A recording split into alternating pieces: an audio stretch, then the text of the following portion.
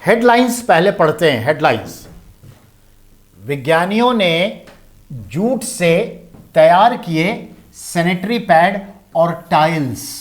Sanitary pad और tiles.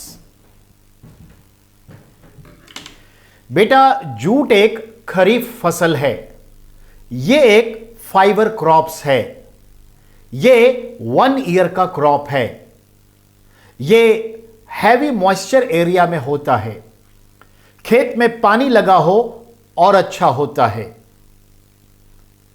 तो jute को ही हम इसके अन्य वैरायटी मेस्टा के रूप में जानते हैं, हम इसे ढैंचा के रूप में जानते हैं, सनई भी कहते हैं।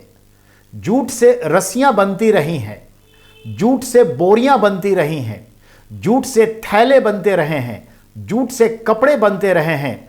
जूट का इस्तेमाल हम खेती में कर रहे हैं, जूट के पौधों के रेशे का इस्तेमाल करके ये सब बनाते हैं। और उसके जो डंठल बच जाते हैं, डंडी, उस डंडी का इस्तेमाल हम ऑर्नामेंट्स बनाने में भी करते हैं, जिसको हम लोग अलग नाम से भी पुकारते हैं। और इसकी डंडी का इस्तेमाल हम गुल्ली डंडा खेलने में भी करते हैं।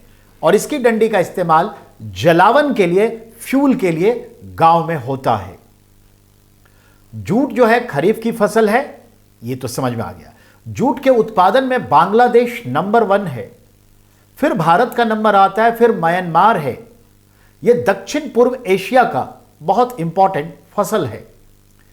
हम जूट के उत्पादन में हुगली नदी के घाटी में इसका उत्पादन ज्यादा होता है, यानी पश्चिम बंगाल में, उसके बाद असम में, ब्रह्मपुत्रा घाटी में, बिहार में, झारखंड में, उड़ीसा में इसका ज्यादा उत्पादन होता है।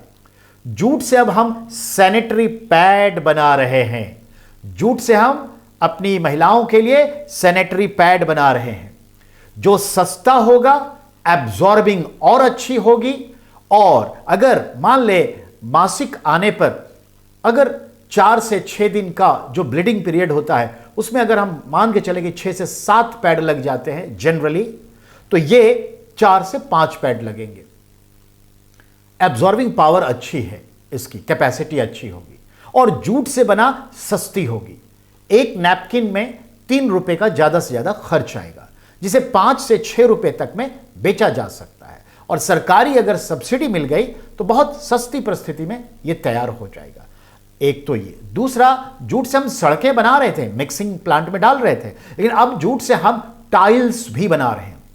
घरों के फर्श पे, दीवारों में हम खूबसूरती बढ़ाने के लिए टाइल्स लगाते हैं।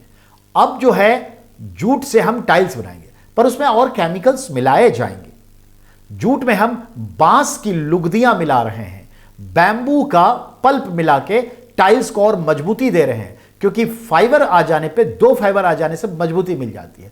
बांस के रेशे बड़े मजबूत होते हैं। तो जूट और बांस को मिक्सचर करके अब हम टाइल्स बना रहे हैं, जो सामान्य जो सिरेमिक टाइल्स है उससे हल्की होती है और प्राइस भी हल्की होती है और टिकाऊ भी है, सस्ता भी है। तो अब हम जूट से टाइल्स भी बना रहे हैं, बांस की लुगदी मिलाकर, और सैनिटरी पैड बना रहे हैं।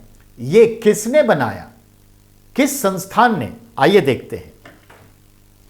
तो बेटा ध्यान देना है, पाकुर, ध्यान देंगे, हमारे भारत के झारखंड में पाकुर नाम का डिस्ट्रिक्ट है। यहीं पे जूट और जूट से बोरियां, रस्सियां तो बनती रही हैं, अब सैनिटरी पैड्स और टाइल्स। इतना ही नहीं, पानी की टंकी, डैशबोर्ड भी बनाया गया है। तो झारखंड के पाकुर में बेटा ध्यान देंगे, राष्ट्रीय जूट महोत्सव अभी सेलिब्रेट हुआ। आपको यह भी जानकारी मिली, राष्ट्रीय जूट महोत्सव कहां आयोजन हुआ, पाकुर जिला, झारखंड। एक ध्यान देंगे, लागत महज 3 रुपया है सैनिटरी पैड का। यह हमारा सैनिटरी पैड। अब आइए, बांग्लादेश बड़ा जूट उत्पादक देश है, वहां पानी की बड़ी कमी है, चलिए उससे कोई लेना देना नहीं है। अब आइए, Indian jute industry research association, IJIRA के वैज्ञानिकों ने यह सारा कमाल किया है।